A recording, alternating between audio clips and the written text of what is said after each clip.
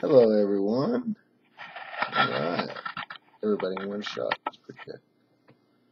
Okay. Hello, and today I'll talk to y'all about the need for us to rework our medical healthcare system. It's been a lot on the news lately, and I don't think that gun control is the right direction.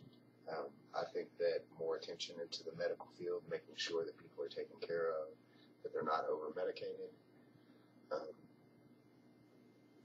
just making sure that the people that are involved in their lives are actively involved instead of always spending all their time at work. I think that's a very crucial point on making sure that these people are taken care of instead of unnecessarily um, being left to their own devices until something bad happens. Okay, first off, I believe that weapons are tools. It all depends on the person that's using them.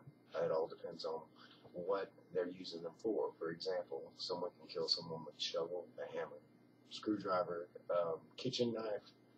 There are several different ways to kill someone, and if someone decides to do it, they'll find another way. A very relevant quotation that I found, this was by Jim Jordan. He's an Ohio Republican. He wrote that it's clear that criminals will always find a way to acquire weapons and use them to commit acts of violence.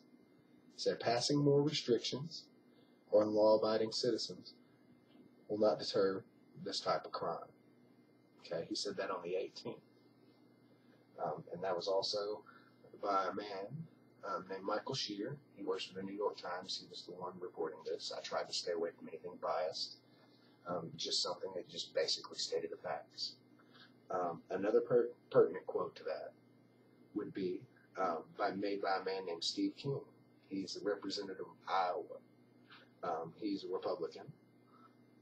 He told a local radio station that political opportunists didn't wait 24 hours before they decided on some kind of gun ban.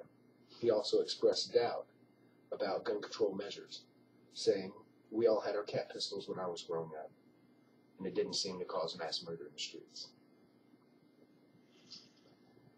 Okay, let's see the next one. There are also weapons of opportunity. For example, all the miscellaneous items someone can kill themselves with, more likely you have found those in news stories and on television at one time or another to be the case, not necessarily guns every single time. Our mental health program is very lacking. You can get prescription drugs by going into a single consultation. You do not have to go through therapy until it's deemed that therapy is unsuitable. They give them almost like candy. A lot of people that I know personally have been on these pills, and they did not have to go to therapy. They did not have to exhibit anything worse than saying they had emotional stress in their lives.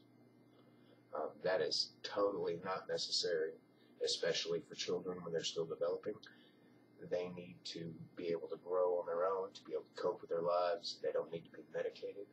A lot of people will think that they're giving up their future, they're giving up their career because they had children, and now that their children have been isolated for quite some time and left on their own, they will naturally, succumb to their own ideas. If there's no one there to guide them, then of course they're gonna make mistakes. You can't blame that on a mental defect. You have to know that, of course, if someone has a mental defect, that you detect it early, but how are you going to detect that if you're at work?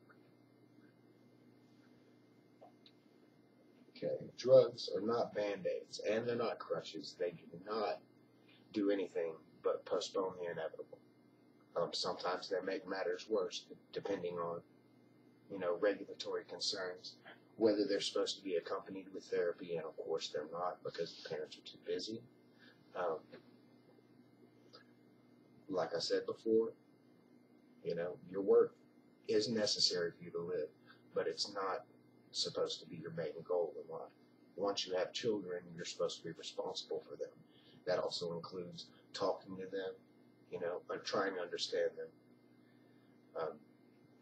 Basically caring for them besides just putting a roof over their head.